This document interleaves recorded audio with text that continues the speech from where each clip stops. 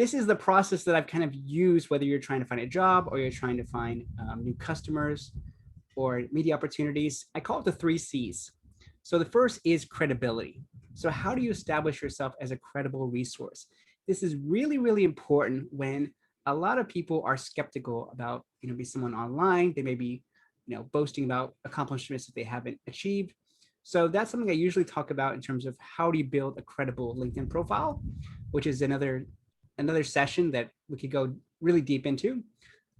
Next, we talk about conversation. So this is where the content really comes into play. So once you've established yourself on your LinkedIn profile, you look credible, you highlight your achievements. Next, you want to start creating content such that you're having a conversation with your potential hiring managers. And lastly, we're not going to go into this into too much detail, but I can answer it if you'd like, is in terms of conversion. So now that job seekers or potential employers have started reaching out to me, how do I go about converting those opportunities? So that's where the last C, conversion, comes into place. Now, we're focusing on this one today because we only have an hour, and this is the question I get asked the most. So we're going to talk about this, which is conversation. All right, guys, I'm going to shut up for a bit, and I would love to hear from you guys. What is your biggest challenge when it comes to creating content on LinkedIn or any social media platform at the moment? Let me know in the chat. I would love to hear and see if I can address that throughout today's session. So if you see the chat button at the very bottom, just let me know what is the biggest challenge you face when creating content.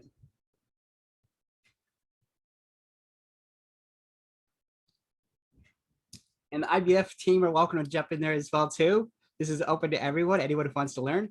All right, Hansi says coming up with a topic. All right, that one. Peter says keeping it relevant, fresh, and interesting. Yes, absolutely. What else do we have here? Originality, Wehong says. How do we put an amazing headline to your profile heading? Ooh, that's a great question, Wendy. I don't think we'll have a chance to go through that in too much detail, but happy to do that in another session. Stefan says, how to sound not too academic. Okay, very, very interesting. How much details are needed? Waytech says, the length of the article, knowing what the audience wants, their hot button, whether my target audience will like the content and find it relevant, interesting. All right, thank you, Anna. What to create, how to create recruiters with a great summary. All right, guys, so some of this stuff is profile related, and I think, once again, happy to do another session with the IBF folks asking back on how to create, great LinkedIn profiles. But today we'll be jumping into the second C, which is conversation. All right, I think we'll be covering a bunch of that, at least the content related stuff. Like I said, for the profile related stuff, we'll probably have to do that for another session, but we'll go ahead and talk about content first. Thank you guys so much. That gives me a good sense in terms of what you're looking for. Thank you, Stefan. Appreciate it. All right, this is perhaps the most important acronym of today. I want you guys to write it down. I want you to remember it even after this session. Anyone want to guess what this stands for? WIIFT. And I know what some of you are thinking, it's not WT. You fill in the blank. WIIFT. Let me know in the chat if you think you know what it is.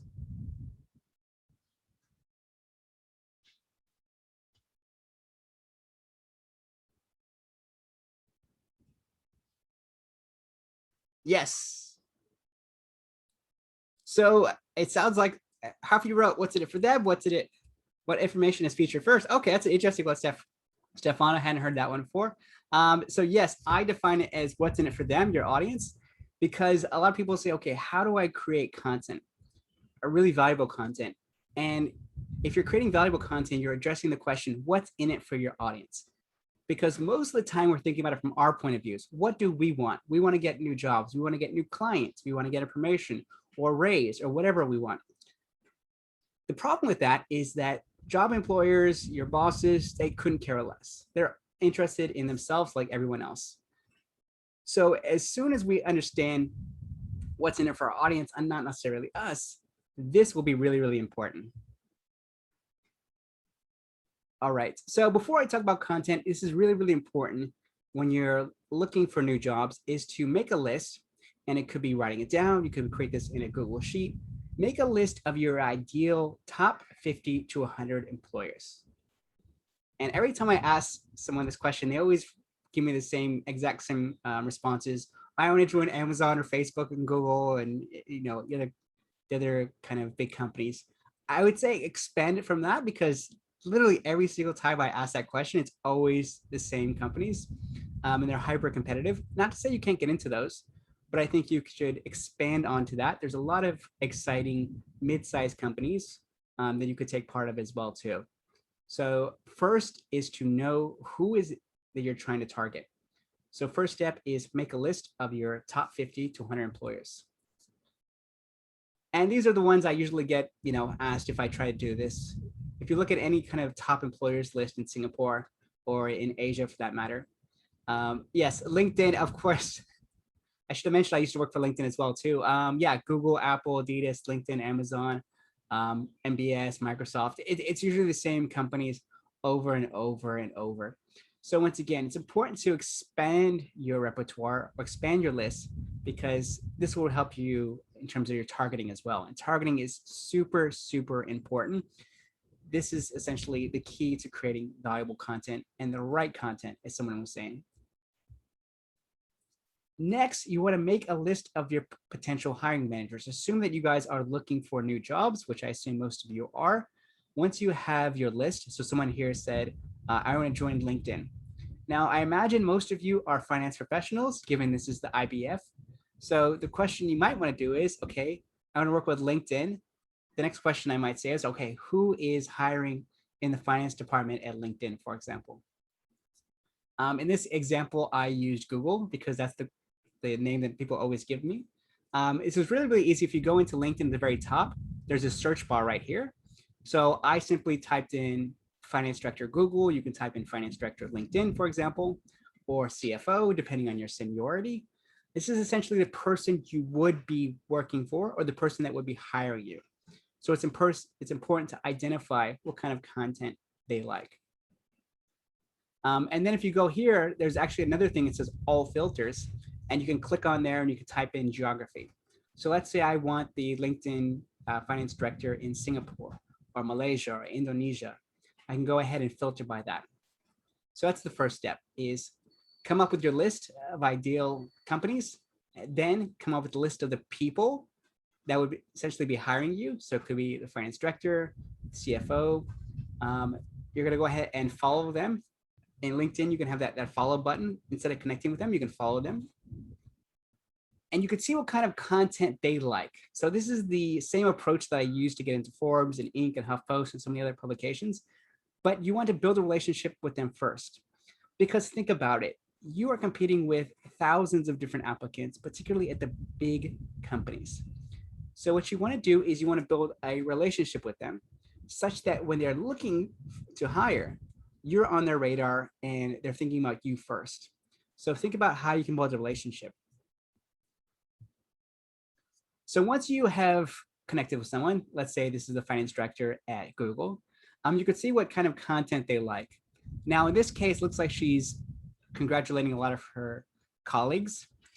So anything Google related, if you have any insights on that, maybe any investments they did or any growth expansion plans, and you're able to comment on that, that's probably something that Laura would find quite fascinating, because she's very, very into Google, as you could see by all the comments she's putting in there. I would go into there and actually look at some of these posts and see, okay, what are some of the ways in which she communicates? And this is a great way, it's a great tip that you can talk about for the last one, which is conversion. See the way she communicates. So it's very short, very punchy, very enthusiastic. So if you're trying to direct message Laura, let's say that she started interacting with your content, this would be the best way, is to mirror her language. So once again, you can see it's very short, very punchy, very enthusiastic. She uses a lot of exclamation points there. So once again, this gives you some insights in terms of how you can potentially communicate with Laura. But like I said, that is very deep. We go into that in the conversion portion. All right. Any questions thus far? Otherwise, we'll move on to step 4, which is the majority of today's session, which is creating content for them.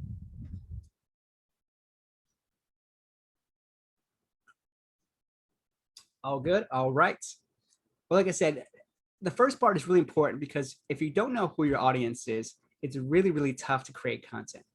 But if you put together that list, you start following them, you start understanding what kind of content they like, they're sharing, it's very easy for you to create similar content, adding your own take or your own point of view. So once again, it's really, really important that you're creating selfless, not selfish content. Because most people are creating selfish content, and this is what most people are thinking about. So once again, we're not going to do that. We're going to create something that's helpful to our audience. So the first question you might say is, okay, how do you come up with ideas? And I just gave you one tip in terms of following potential hiring managers, potential recruiters, seeing what kind of content they're sharing on a regular basis, and seeing how you can mirror that by adding your own take to it. Another is talk to different employees. Let's say, going back to the LinkedIn example, let's say you have a buddy who is not in finance, but he's in marketing at LinkedIn. And you might, meet up with him for coffee or copy and say, okay, hey, I'd love to find out more about the LinkedIn culture, what it's like. And then maybe they can give you some insights. So this is something really, really helpful. Even if you don't know the hiring manager, you can start, maybe looking at classmates, people who graduated from the same university as you did, or any of your friends or friends of friends who work in that company, to gather as much intel as possible. This is really, really important to better understand the internal culture. And also, once again, it'll help you later down the road when it comes time to referrals, you can hopefully get a referral internally. Another thing that I do is I like to poll my audience. So if I'm trying to think of an audience is interested in a particular topic and I have no idea, this is great because LinkedIn now has polls. So I can poll my audience and say, okay, what are you interested in learning about? Are you interested in learning about M&As or investments or growth plans, whatever it is that you're an expert in, and then simply put in those categories and see what people vote on.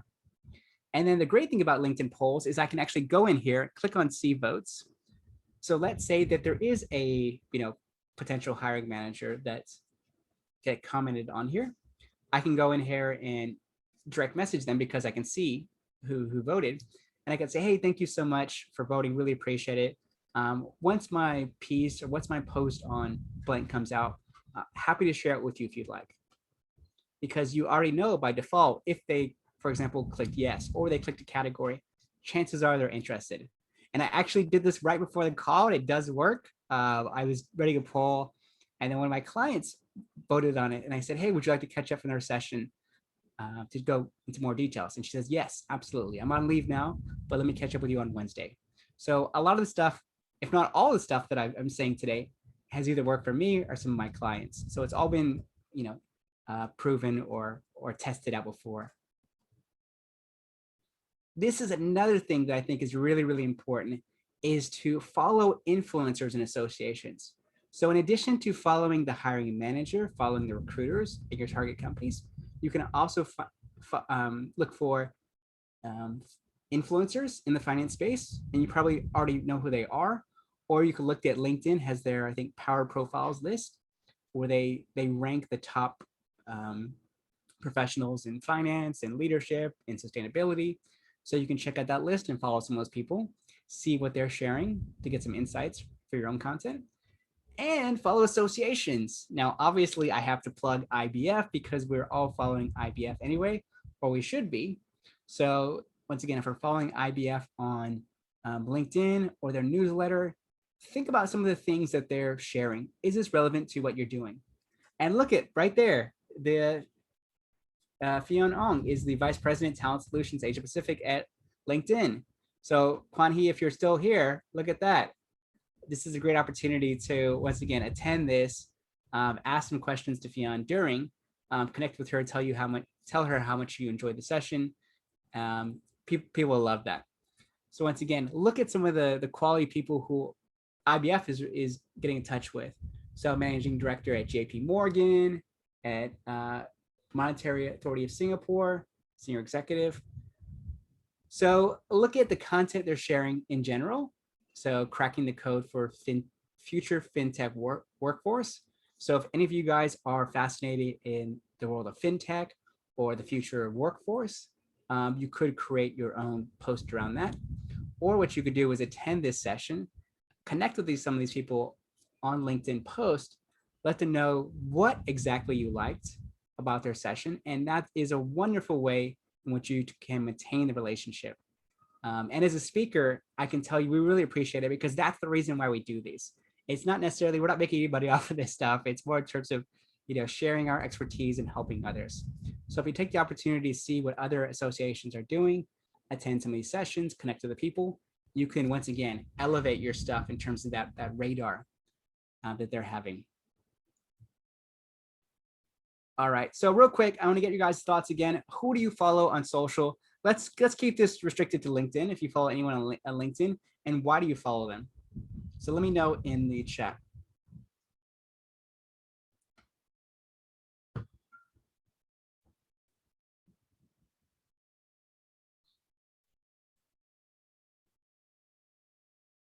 Who do you follow? And if you don't, okay. Simon Sinek, okay, perfect. Hansi says, I follow Simon Sinek. Great takes on leadership. Okay, perfect. Harvard Business Review. Okay, thanks, Stefan. Yeah, once again, this will give you good insight in terms of the things that, what are they talking about in terms of leadership? What are the things that you can apply to, say, a Singapore context or a finance context? And Stefan, I'm the same way. So what I do is, because I polled my audience and I found out a lot of them read HBR, what I might do is subscribe to the HBR newsletter, or I can see from the website what are the most popular articles.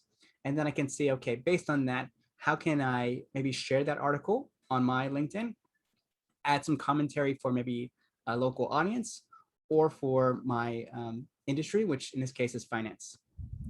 Okay, Bujay says he follows business groups, authors. Okay, cool. Alan follows the International Coach Federation, IFC, for the coaching community. Okay, great. I'm sure you get some great inspiration from that. And I think the advantages of joining one of these communities is, obviously you can elevate yourself, you can build your network that way. Whereas the other ones are a little bit one-to-one. This one could be, all right, thanks so much, Buncha. I appreciate that. He's following me. All right, Alan seconds that. All right, associations. I think associations and communities are great ways, like I said, to build your network, particularly if there's anything you're interested in. This case, it could be finance, it could be coaching, it could be sustainability. Look at where your potential community lies. And I'll tell you why this is so important. Going back to the story of me getting a job, first off, one thing that worked out incredibly well when I knew no one in Singapore and I was getting rejected by everyone was to look at my fellow alumni. Now, I come from a school from Oklahoma, and it turns out there is a big exchange program in Singapore and my university in Oklahoma. So by connecting with people and saying, hey, I noticed we both went to OCU, which is the name of my university, the reception in terms of people accepting my connections, in terms of replying, in terms of meeting me, went through the roof versus when I was very generic in my messaging. So once again, all these similar associations, communities, volunteer groups, alumni, all of these are great talking points when you start that final C, which is conversions, and that's connecting with people. Awesome, guys. All right, so just a real quick recap. The more people you talk to, the more ideas you can better understand. So talk to potential hiring managers. One thing that I didn't touch on, which I think is super, super helpful, and it's approach that I do, is I run a podcast called the B2B Marketing Asia Podcast. And so what I do is I interview people that I would love to work with. Now, it doesn't have to be clients. It could be partners. It could be, employees. It could be anyone. But I interview on the podcast and I say, let me feature you. You are the star. I will ask you questions and we will feature your expertise. Yes, Sheena was asking conversion, people who connect to your invitation. Yes, absolutely. So conversion really depends on the context. I run a lot of these for salespeople. So for them, conversion is getting a meeting and closing a deal. For a lot of you guys, it could be getting them to accept your invite and maybe catching up for coffee or a 15-minute Zoom call. So that's generally what I talk about when I talk about conversions. But what I was talking about is the same thing you could do. So let's say you are a writer or you enjoy writing. One thing you could do is say, hey, I'm interviewing finance professionals in the tech space, and I'd love to get your thoughts on, 2 or 3 questions, and I'm happy to promote you. I did this when I started. I interviewed my friends because I was super nervous and I didn't have the confidence to reach out to others. So I interviewed my friends, which my very first episode actually was with LinkedIn. It was a buddy of mine at LinkedIn. Funny story. So I interviewed him for my podcast, very first episode, super nervous, super awkward. Funny enough, that same person, this is a true story, reached out to me a few years ago and he said, look, I'm going to be taking some leave. Would you like to take over my role for several months at LinkedIn at a very, very prestigious role? And I said, yes, absolutely. So I ended up working with LinkedIn, which was my dream job last year, right before COVID hit. So once again, this stuff does work. You just have to stick through it. Yes, you poll your audience. You can follow influencers and associations to figure out what kind of things they're sharing, and then obviously add your own take to it. Any other questions? Otherwise, I'll move on to tools. There's a couple Q&A. Let me go and address those real quick. The question is, do you need LinkedIn Premium to access those informations, polling functions, access details? And no, you don't. So most of the things that I'll be sharing today are free. If not all of them are free. So no, you can run a poll even if you have a free profile. You can see a lot of the information that I talked about in terms of the search with a free profile as well. So very, very good question. All right, Joyce says your content is good and very helpful. Will there be another session organized? Would like to recommend it to other friends. Well, that's up to, I appreciate that, Joy. We still have half an hour to go, so hopefully I'm able to keep the momentum going, but that's really up to the IVF folks. They're the ones kind enough to invite me today. Wendy says, but if we're not using the paid version, we aren't able to message them. So you can still message them. Okay, so caveat here is if they are a third degree connection. So second degree means that you have a mutual connection. Third means that you have no mutual connections. For the third degree ones, you generally have to pay. They call it in-mails, but I wouldn't recommend those because they generally get caught in people's spam. What I would recommend first is to hit the follow button. And if you go to the LinkedIn profile, I can show you a little bit later, there's a little drop down that says follow. So you can follow the person, start commenting on their content, asking them questions. Once they start being receptive in terms of your comments or questions, then you can hit that connect button. So that way you won't have to pay for anything. So guys, if you're looking for jobs, like I said, I'm not going to add, paid tools or paid resources because that won't make sense for you guys. You're looking for jobs, so I'm keeping everything as free and cost effective as simply possible. So thank you so much for that. But yeah, good question, guys. Everything so far is free. Nothing is paid thus far. So next, we're going to be talking about coming up with ideas using tools. So this is something that is really, really understated, is Google, people also ask in Google. So it's super simple. All you have to do is type in a question or a topic. And if you scroll down here, a lot of times, if you type in a particular topic, it says people will also ask. And this gives you great insights in terms of what netizens are searching for. So once again, this is related to Girl Scout cookies. You're not going to be writing about Girl Scout cookies, but let's say you're writing about sustainable finance. You're like, I have no idea what to write about. I type that keyword into Google. I go down here where it says people also ask, and then I can see what kind of questions people are asking around sustainable finance, for example. That could be one idea that I could say, okay, how do I answer that question on LinkedIn? That could be one post idea because it's relevant to my expertise, which is sustainable finance. And I know people are already searching for that. So the question is now, how do I respond to that in a way like you would responding to your friend? Because this is something that I think a lot of people struggle with, and I should have mentioned at the very beginning, is the mindset and the fear. And I faced this early on as well too. When I put out my first video, I was terrified of putting out video, and I waited for a few months, and I posted something at midnight because I was like, no one's going to be looking at this stuff. And lo and behold, when I woke up the next morning, I was overwhelmed with such positive feedback that people were saying, why didn't you do this earlier? And I was like, crap, maybe I should. So that's something that's really, really important, is overcoming that fear.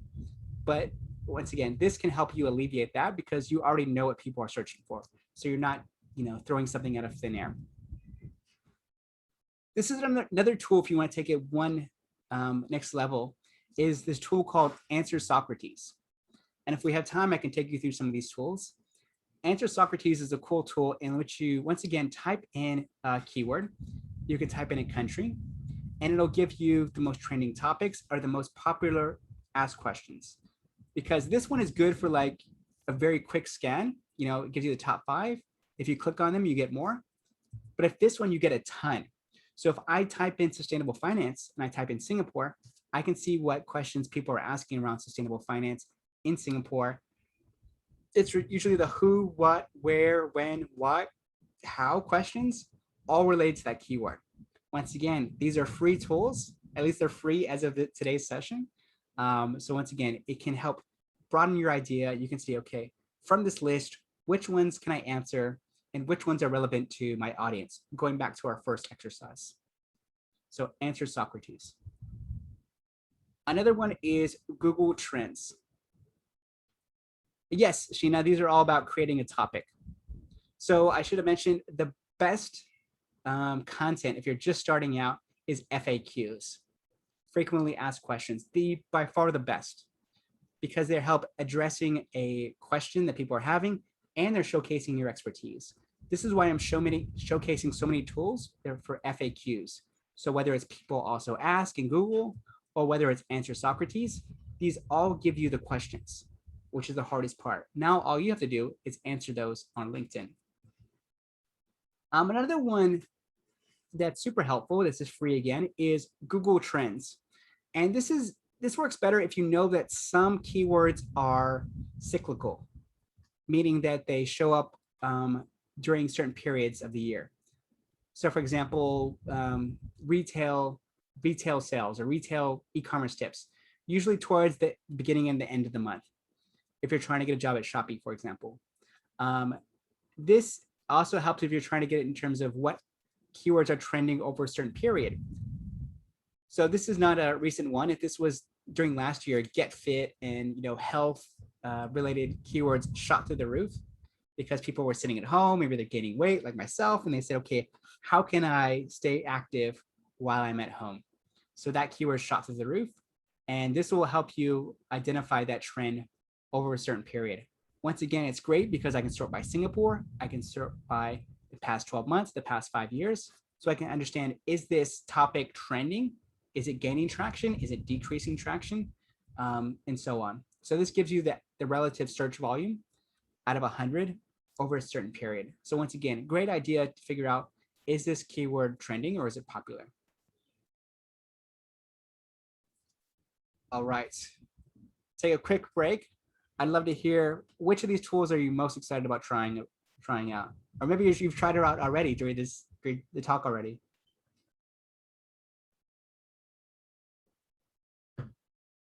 Let me know in the chat.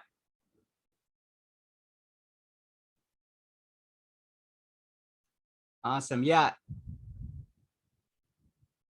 Answer Socrates is one that I was actually a buddy of my LinkedIn, the same guy who hired me, told me about B. Awesome. Google Trends, B, D, T. The Google one's quite common. Yeah. All right.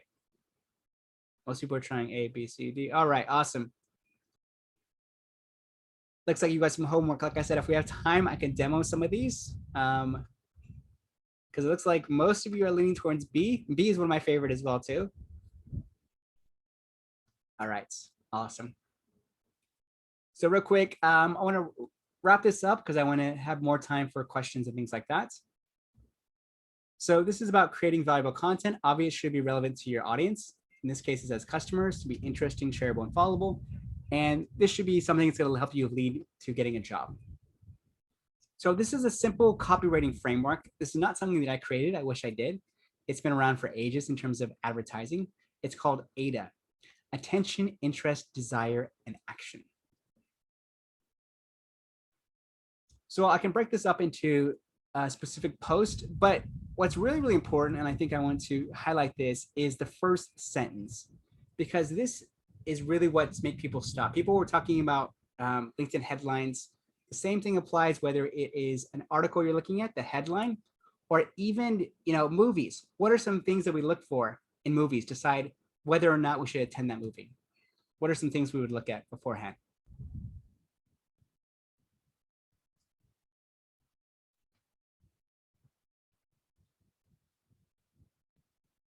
How about the premise? Could be, yes, the premise, the trailer. Absolutely. If it's a spoiler, some people are check out the spoilers. I mean, if it's a great trailer, then yeah, people are gonna watch that movie. If it's a crappy trailer, people won't. So the same thing applies to your LinkedIn post. What is something that you can write here that's going to capture their headline? And I'll share some super quick tips here. One of which is asking thought-provoking questions. So going back to Answer Socrates, if you do pull out a question from there, can you go ahead and add that question to your very top? Yes, absolutely. Another thing you might want to do is to highlight the audience. What do I mean by highlight the audience? So this one, I kept it very, very generic. It says business leaders. If I want to do a better job at this, and I says, what keeps up finance professionals in Singapore? Is that going to catch your eye? More than likely, yes. So anytime you're specific in terms of the audience, you have a higher likelihood of people stopping and reading. So once again, the same thing applies if you are, I'm going back to the LinkedIn example because what's one thing that keeps up finance professionals in tech? So once again, that could be my topic. So that might be the one that I put here first. All right, we got some questions here. If we don't have a human test audience, is there an automated way to assess, rate our content and suggest improvements? So if you have, are you saying if you have 0 followers? Because by default, I mean, once you have, people, once you set up a LinkedIn account, you should connect with at least your friends, maybe your colleagues, your bosses, your past colleagues. You can connect with me, you connect with the folks at IBF. So I think that you should by default have some test audience, because that's what's, once again, my mentor at LinkedIn told me, is that LinkedIn is by default, it's a research tool. It's a research tool to understand what kind of content resonates with your audience. So I think by default, if you have any kind of followers, and obviously you want to be growing your followers, but the right followers, they are essentially your test audience. They are actually your best test audience. And I don't think I'd recommend anything better or worse than those. If you want to come up with topics to figure out what topics, I think we can refer back to the tools that I shared just a minute ago. All right. This is something that I love to doing, and hopefully you guys are keen to do as well. If you want to go ahead and copy and paste one of your recent posts in here, hopefully it's LinkedIn, that I can go ahead and provide some feedback on the spot, because I want this to be kind of a interactive audit as well too. So if you're wondering how to do that, let me just go back and let's go to LinkedIn.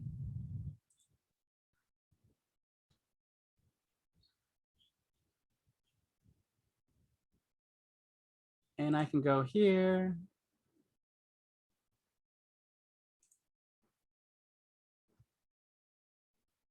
All right, so this shows my recent content. Let's say I want to share this one. This one's got a lot of traction. Yeah, oh, sorry, going too fast. All right, so you go to it and you click the 3. Whoops, let me see, sorry. Let me reshare real quick. All right, hopefully you guys can see now. All right, perfect. Awesome. So let me take a step back. If you go to your profile, you will see the content that you've shared. Whoops. Okay, let's say I want to share this article share this post with you guys. So I just go in here and I click on the 3 circles right here, the 3 dots, and I type in copy post to link.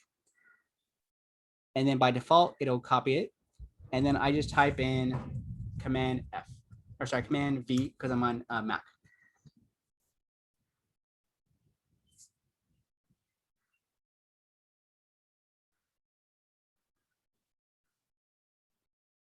So let me know if you're keen. I'm happy to do it.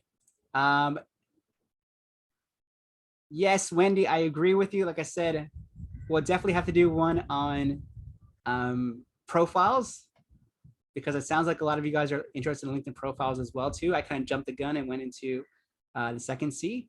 But yes, if you have time, we can quickly talk about profiles as well the next 15 minutes.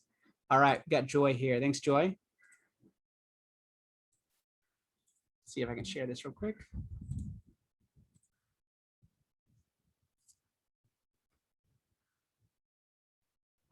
All right.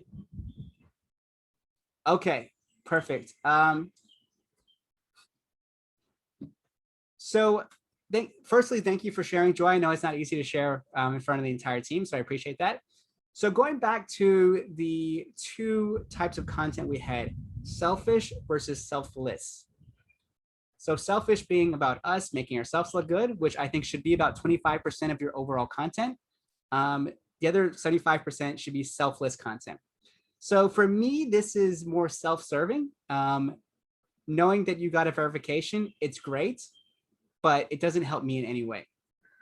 What I would do though is, for example, how do we change this? Okay, let's say we got a certification, and a lot of you guys maybe have IBF certifications or passed some courses.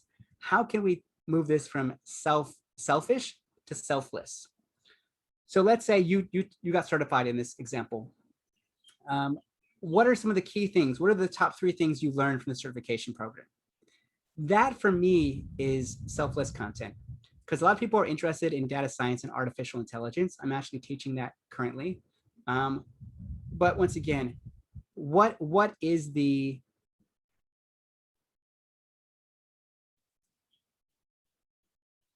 what is the 3 key takeaways here? I think it's something we can add in there. So yes, I'm getting a lot of questions about profiles, and like I said, we should have mentioned that in the synopsis. But like I said, because that seems like it's the most of it, we'll go ahead and provide some quick feedback right now. But first, let me address one of the questions. It says, when one accepts a new person an invite to connect on LinkedIn, what does that mean? So the newly invited person will be automatically connected to your LinkedIn connections on LinkedIn. I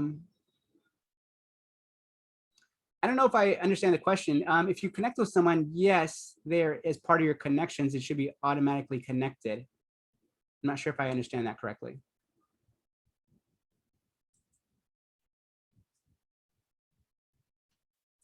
All right.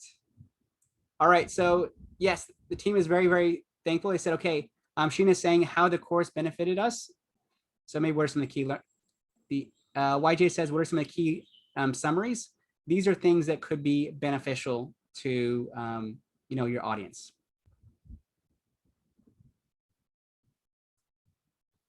Joy says, is it like the AI is the future? Data science is not just PPH holders. And the course was an eye-opener providing suggestions. Okay, I think those are good starters, Joy. I would probably expand on that a little bit more. So AI is the future. What does that actually mean? Data science is not for PhD holders only. How does this, once again, think about who your audience is. If your audience is finance professionals, how does that relate to them? So once again, I would skew it towards your audience. All right. Any other questions about content? Otherwise, I think we have about 13 minutes. I'll go ahead and maybe share some LinkedIn profile tips, because that's what you guys are looking for as well. I do have some tools. Once again, if you message me on creating the content, I'm happy to share. But like I said, it sounds like most of you are looking for LinkedIn profile tips. So I'll go ahead and share those. So yes, real quick, who wants to share their LinkedIn profile? Let's see. Wendy. Wendy or Benjamin? Do you want to share your LinkedIn profile? All you have to do is go in here and you can copy and paste the link. All right. Okay. Wow. All right. Stefan was first.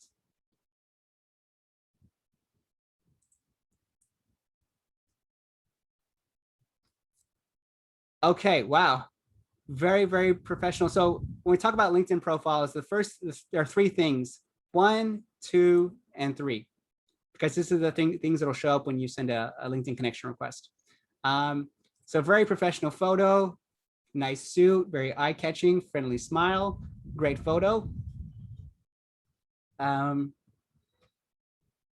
Nice photo. I'm not sure what it's trying to convey. It looks like you're on the MRT, the trade. I'm not sure which where you're at, but it's eye-catching for sure. All right, so you guys talked about keywords, and I'll give you a quick tip when it talks about keywords is to go ahead and copy and paste your job description that you're looking at. Go into a tool called like a word cloud, and I just use this one.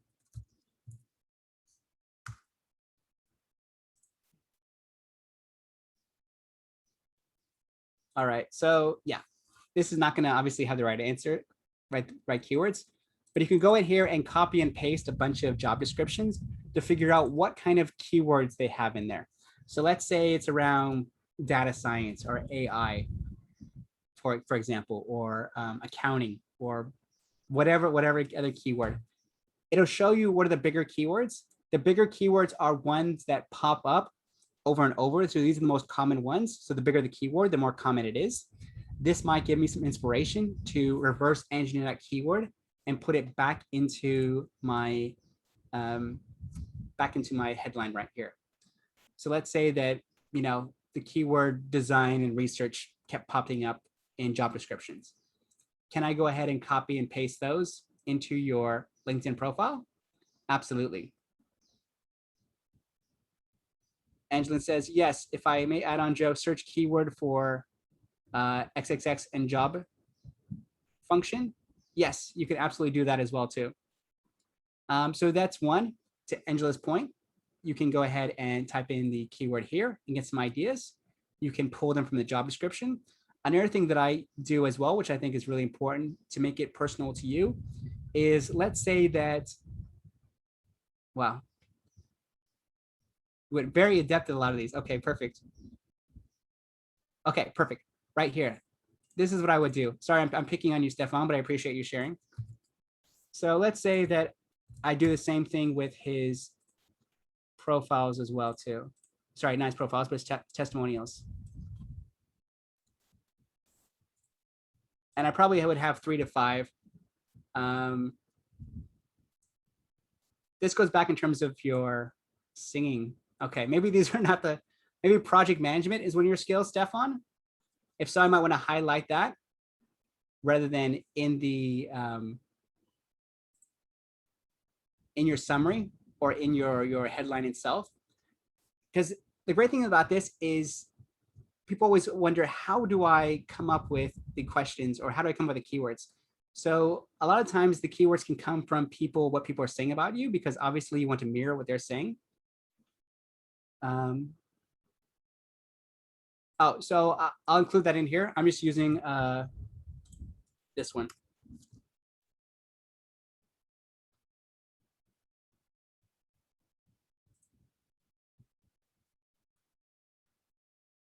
So quickly recap, there's a couple different ways, one of which is pulling from the job description itself. Another is putting in keywords and seeing what keywords show up in terms of other profiles. Or the third one is to pull those keywords from your recent expertise. Now, once again, I might go in here. He has 3. I'd probably get at least 5. So you have some, you'll have enough overlap. Right now, I don't think it's quite enough. And this one's a little bit outdated, so I would probably have at least 3 to 5 in there. All right.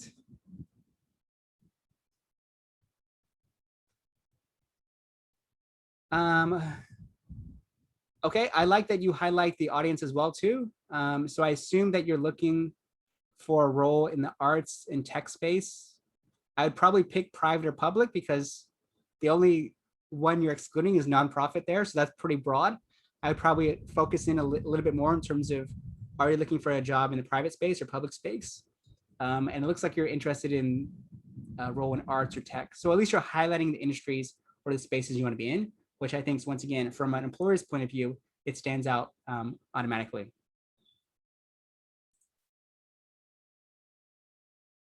Okay. All right, so this is kind of something that is really, really important. And once again, I appreciate Stefan kind of sharing his expertise. This is something someone shared with me in a previous session, is TLDR. Is anyone? So TLDR, too long didn't read. And so I think anytime we have these, I call them chunky paragraphs, I think this one is fine because it's easy to scan. Anytime you have these chunky paragraphs, people will just kind of gloss over it. So what you could do is you can break these up into either bullet points. You can go ahead and just type in emojis if you want to use emojis, or you can pull in specific bullet points and things like that, just to make it easier to scan. Or you can put dashes if you're more conservative. Something is to break it up, because you have to understand that most people are not reading LinkedIn profiles. So they're not going to read this. At best, they will scan it if they like your content, if they think it's valuable enough. So once again, you may break up some of the stuff in terms of what are some of the things we actually want to highlight here. So design thinking could be one of the keywords that you want to highlight here. The personal portion, I don't know if I would include too much of that. If I did, I'd probably include just a line, because you could probably include it somewhere down here at the bottom in terms of your interests, your associations. I would probably keep it quite professional in terms of understanding what is the value that you provide to a potential hiring manager. Going back to the keywords, or going back to the phrases from a job description, or your testimonials. And I would put it in there, and I would put dashes, or I would put some kind of bullet points just to break it up and make it easier to scan. Because right now it's quite chunky, and I'm having a little bit difficulty reading what is it that you want to convey. So you have some of the keywords: human-centered design, design thinking. But once again, it's kind of, it's difficult for me to see what it is you want to stand out. So that's something that I think that would help for that. I like that you have featured content. I'm guessing you are a UX designer, or you have some kind of design. I'm guessing this is your work.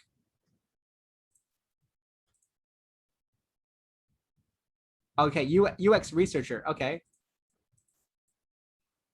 Okay, so you've highlighted some of your expertise. Okay. All right, looks like you're actively sharing content. Given the time frame, I probably won't have a chance to go through all of this.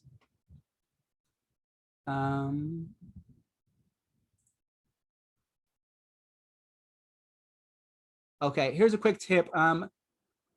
Keep the, I try keep these to 3 points. This is quite long. I like that you have bullet points, so it's easier to scan. I would probably move these numbers up because the numbers stand out more. So if you talk about integrated bug reports, talk about the volume, or talk about a percentage, or talk about, like you did here. These are more, they substantiate what you're talking about, rather than saying, oh, I did this, because this looks more like a job description. You want to highlight the impact that you made. In this case, you're highlighting the impact. So resolved 70 to 80% of product confusion tasks on ad deliveries. Another bullet point could be, oh, okay, 50% on product areas. So I'd probably move this up because they substantiate more of what you did, rather than telling me your job description, which is not super helpful. Oh, you actually work with LinkedIn. Okay, cool. All right. We have 2 more minutes left, guys. I want to answer some of their questions. I hope that has been helpful. Like I said, I'm not doing justice to this section because we should have an hour for this, but I hope those have been helpful. Says some people may prefer to keep their connections confidential from newly invited persons. They just invited their LinkedIn contact. How do we do that, LinkedIn? Yeah, you can, I mean, I don't know why you would do that, but you can definitely go in here in terms of settings and you can see who has access. Where's settings? Settings and privacy. So you can set different privacy parameters. For example, if you want to hide your profile, I don't know why you would. If you want to hide your photo, you would. If you want to hide your connections, you can. I wouldn't necessarily recommend doing any of that because the whole point of this is to be open. That's why you're on a public portfolio. But if you don't feel comfortable doing any of that, you can go click on here, click on settings and privacy and change that. Next question is, how do we prevent or eliminate human or robotic biases on prejudices on gender, age? I'm guessing this is from the, thanks, Stefan. I'm guessing this is from the, when you're uploading a resume, is that right? I'm not sure what the question is referring to. It talks about eliminating human and robotic biases on prejudice.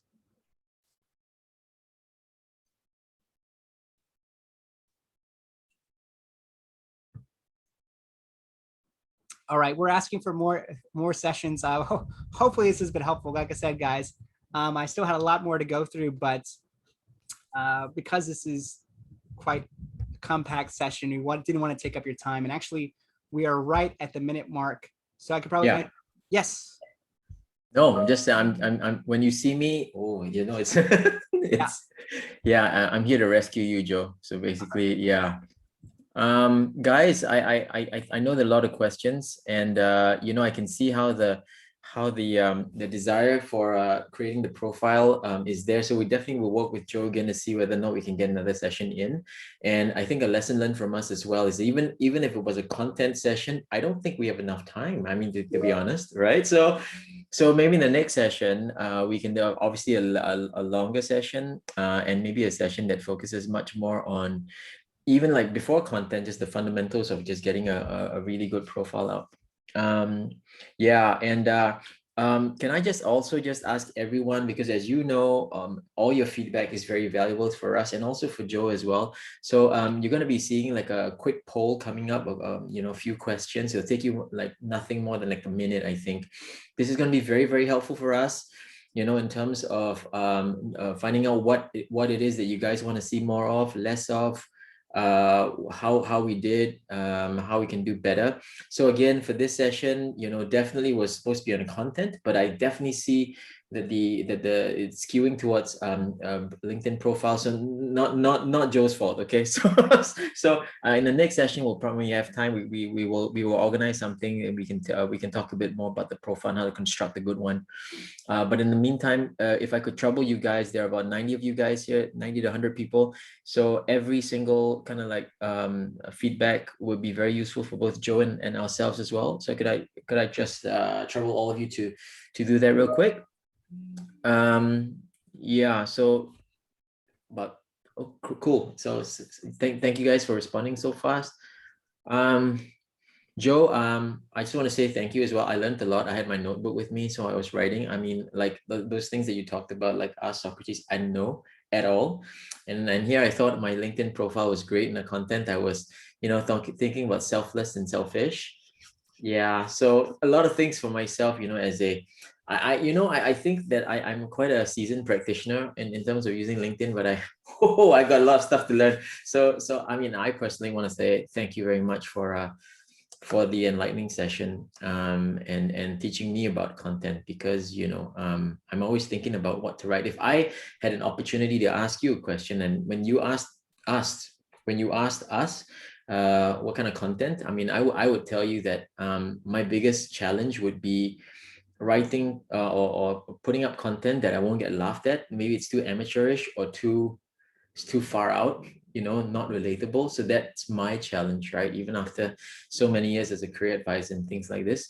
So yeah, I mean, I think that's something that you know, I struggle with, and I think some of the people might be struggling here as well, because there's always this imposter syndrome. You know, you don't know whether or not the stuff that you're writing is going to be valuable. What is this guy writing? So that's the kind of the kind of like challenges and the fears that I have, because you know, impressions are everything, and then if you put up crap, then you know, people might have a poor first impression of you. So yeah, I learned a lot today. So thank you very, very much for that.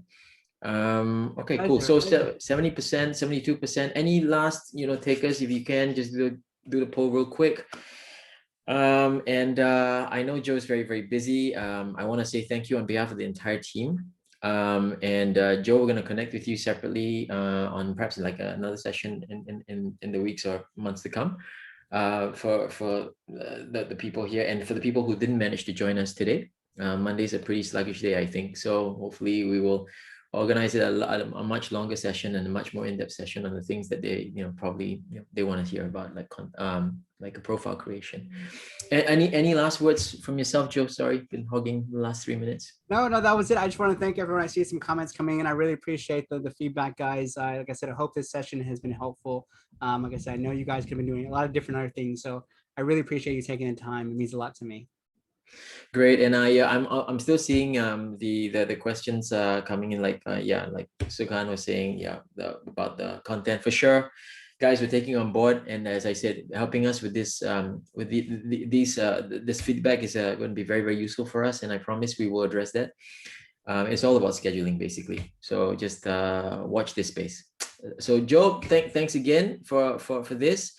We're going to let you go. Have a good rest of the day. Guys, thank you also for joining us as well. Hope you learned something about, strong content, about personal branding. And we'll catch you at the next one. All right. Thanks so much, guys. Take care, guys. Take care. Bye. Bye.